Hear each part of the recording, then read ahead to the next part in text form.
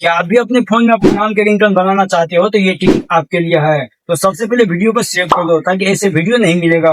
सबसे पहले गूगल पे चले जाना है, यहाँ आपको सर्च करना है रिंगटोन जिप और इस वेबसाइट पर क्लिक कर देना है।